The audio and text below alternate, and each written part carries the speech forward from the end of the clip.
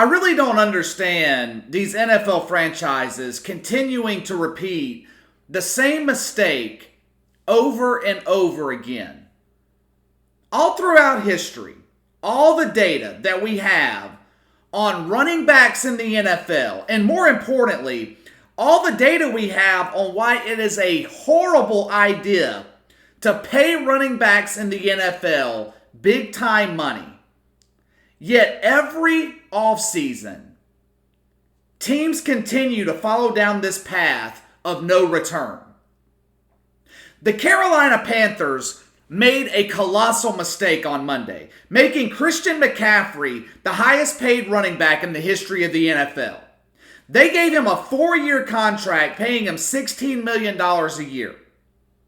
Now, before I go on, I want to go ahead and make something clear. Go ahead and get this out of the way. Christian McCaffrey is arguably the best running back in the NFL right now. He's a dual threat back. I mean, the guy had over 1,000 yards rushing and 1,000 yards receiving last year. 19 total touchdowns. 403 total touches. He was a machine. Almost 2,400 total yards from scrimmage. The fucking guy was the entire offense for the Carolina Panthers last season. And you know what that got him? A ticket home for the playoffs, because they didn't make it. People will make the argument that Christian McCaffrey has earned this money.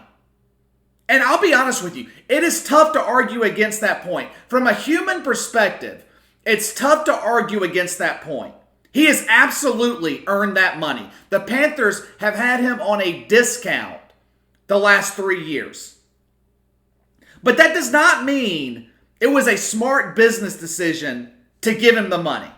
The NFL is a cutthroat league. It is the most cutthroat league in professional sports. You can't make personnel decisions based off of emotion, which is what I believe is a major factor when these teams make the mistake of committing big money to running backs. Because in the long run, it's not worth it. I went back and found some recent deals where teams paid big money to running backs. And we're going to go over how it worked out. Now, I'm not going to go over guys like Todd Gurley or Le'Veon Bell, since I've already covered them several times on previous podcasts. But let's start with Ezekiel Elliott. Last summer, the Cowboys gave him a 6-year contract worth $90 million. At the time, he was the highest paid running back in NFL history. Now, what did Dallas get for all that money? Ezekiel Elliott had a career low in rushing yards a game last year, receiving yards a game, carries per game, and the Cowboys missed the playoffs. Now, it's still too early to determine whether or not this will work out long-term for the Cowboys, but the signs are there that at 25 years old, Ezekiel Elliott is on the decline. Back in 2018, the 49ers gave one of the most generous offers in the league to Jerick McKinnon.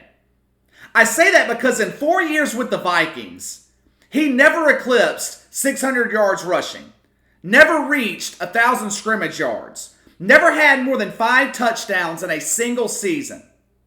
Hell, he's got a total of 12 touchdowns for his entire career. So inexplicably, the 49ers thought that he was going to be their running back of the future. Gave him a contract worth $30 million over 4 years.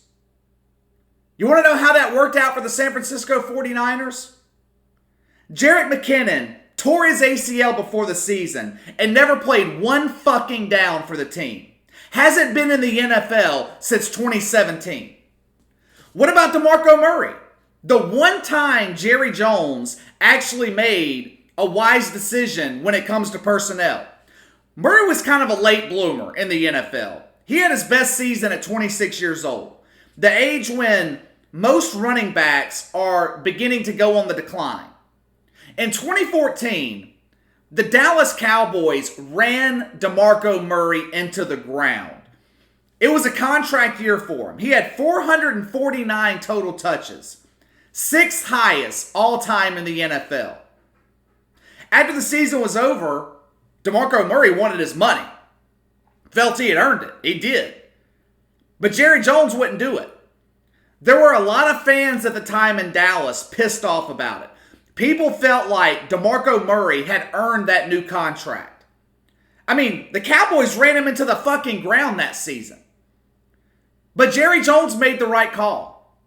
The following season in Philadelphia, DeMarco Murray, 1,200 less rushing yards than in 2014. He had one more good season after 2014, 2 years later with the Titans. And now DeMarco Murray's out of the league. Hell, the Panthers have been down this road before with a running back. They gave a big contract to Jonathan Stewart almost a decade ago.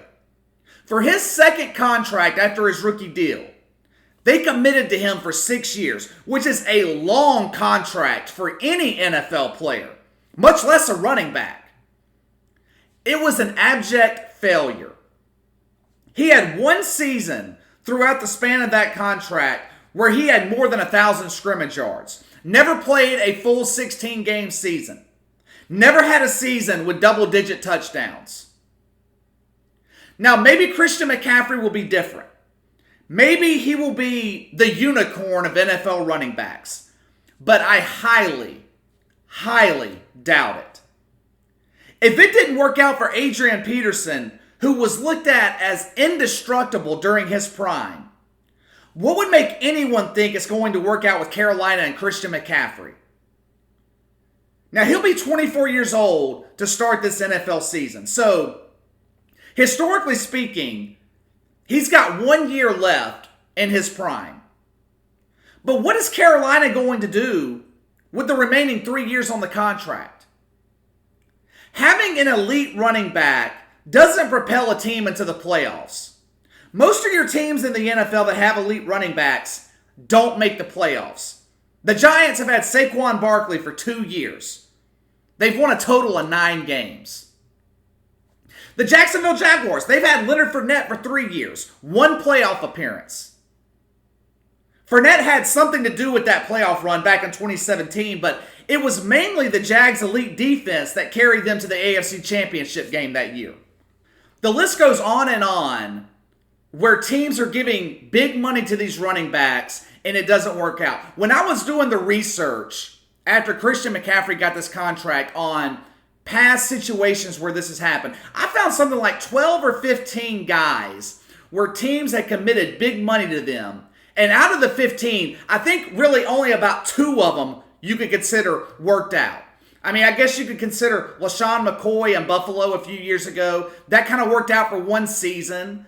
But as far as the rest of it goes, for the most part, 90 to 95% of the guys that got big money contracts after their rookie deal, it did not work out in the team's favor. So what does Christian McCaffrey's extension mean for the Saints situation with Alvin Kamara? This puts New Orleans in a terrible predicament.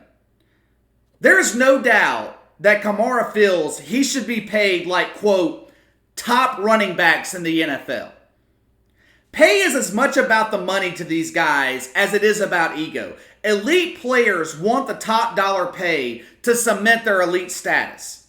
You think Alvin Kamara doesn't look at Christian McCaffrey, whose team hasn't made the playoffs the past 2 years, and think that he doesn't deserve that kind of money when his team is competing for a Super Bowl damn near every year?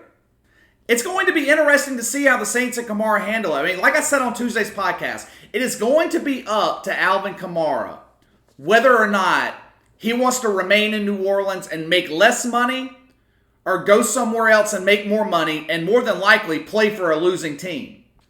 Because at the end of the day, the great teams don't overpay running backs. Back in 2015, the Saints gave Mark Ingram $4 million a year on his second contract. Once it ran out, Mark Ingram was 28, 29 years old. Sean Payton let him walk in free agency.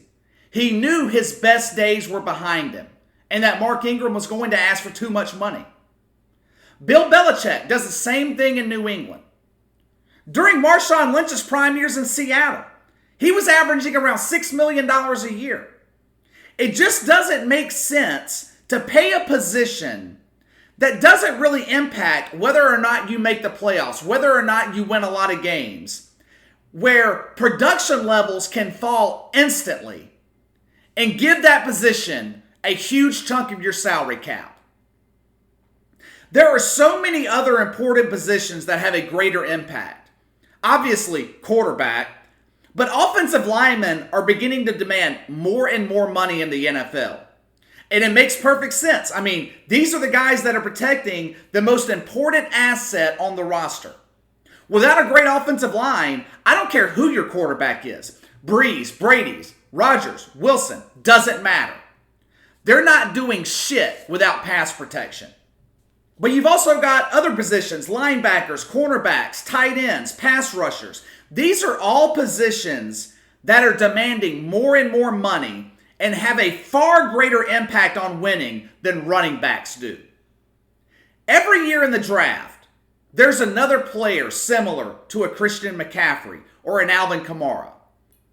How many years do you wait for an elite pass rusher like Cam Jordan or an elite tight end like Gronk? Those guys are rare.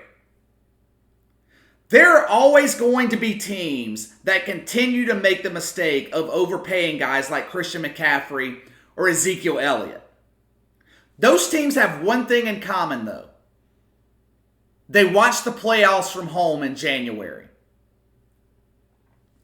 All right, that's all for today, guys. Make sure to click that like and subscribe button for me. Hit that notification bell to receive all notifications from the channel. Leave me a comment in the section below. Let me know what you think about the Christian McCaffrey deal, whether or not you think it was the right deal for Carolina to make, or whether you think it was a mistake like I do. You can follow me on Twitter at KC_BTL84. I will catch you guys next time.